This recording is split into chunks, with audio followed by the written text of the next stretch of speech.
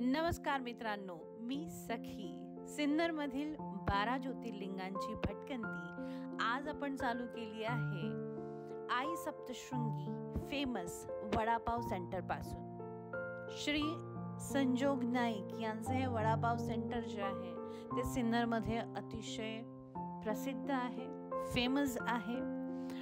या वडापाव सेंटरमध्ये आम्ही देखील वडापावचा आस्वाद जो आहे तो घेतला.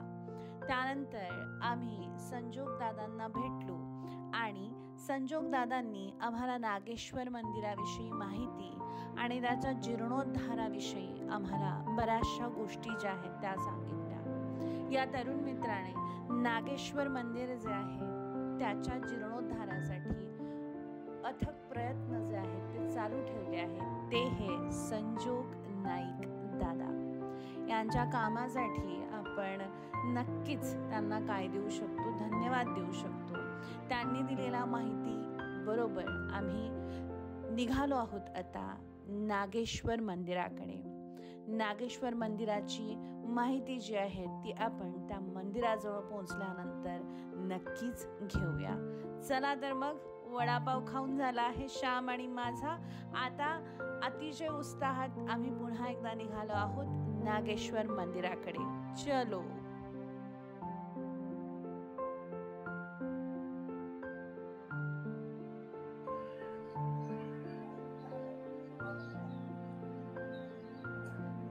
देव नदीच्या तीरावर असलेल्या नागेश्वर मंदिराच्या पायऱ्यांजवळ अतिशय सुंदर नटराज मुद्रेतील गणरायांची ही जी मूर्ती आहे ती प्रचंड मनमोहक आहे. या मूर्तीकडे पाहून असा विचार आला की अशी मूर्ती आपण कधी कुठे दुसरीकडे पाहिली आहे का? मित्रांनो, जर अशी एखादी नटराज मुद्रेतील मूर्ती तुम्ही पाहिली असेल तर कमेंटमध्ये नक्की सांगा. प्रचंड सुंदर छान अशी गणेशाची मूर्ती जी आहे ती नागेश्वर मंदिराच्या पायऱ्यांजवळ आपल्याला पाहायला मिळते.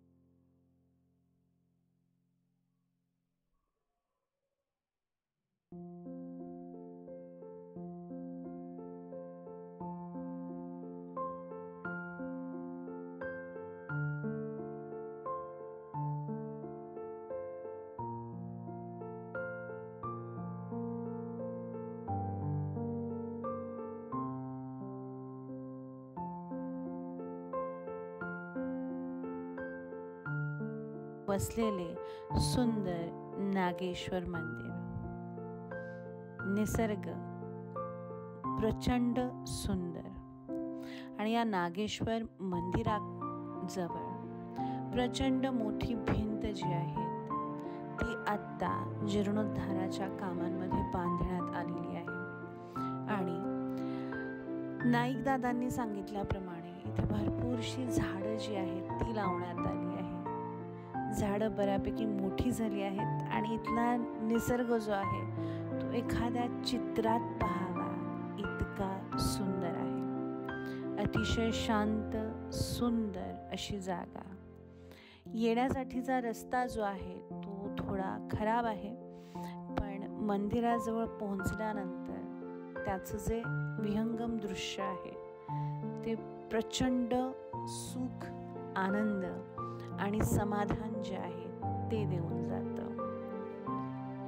एखाद्या वेळी इथे येऊन नक्की भेट द्या. इतकं सुंदर छान अप्रतिम वातावरण इथे आहे. आता तुम्ही पाहू शकता की या मंदिराचा जीर्णोद्धार जो आहे त्याचं काम जे आहे ते चालू असल्या कारणाने आतमध्ये जी सुंदर शिवपिंड आहे ती शिवपिंड आपण काय करूया बघूया. हे मंदिर लवकरच पूर्णपणे तयार होईल आणि तयार झाल्यानंतर हे मंदिर पाहण्याची मला अति मनापासून इच्छा होते, कारण ही जागा जी आहे ती अतिशय निसर्ग सौंदर्याने भरलेली आहे. तुम्हाला इथे आल्यानंतर प्रचंड आनंद या सुंदर वातावरणामध्ये, छान अशा महादेवाच्या मंदिरामध्ये आज आपण आपला व्लॉग जो आहे तो इथेच संपवूया. जर तुम्हाला अशाच प्रकारचे कंटेंट जे आहे ते पाहायला आवडत असेल तर आम्हाला नक्की लाईक आणि सबस्क्राईब करा.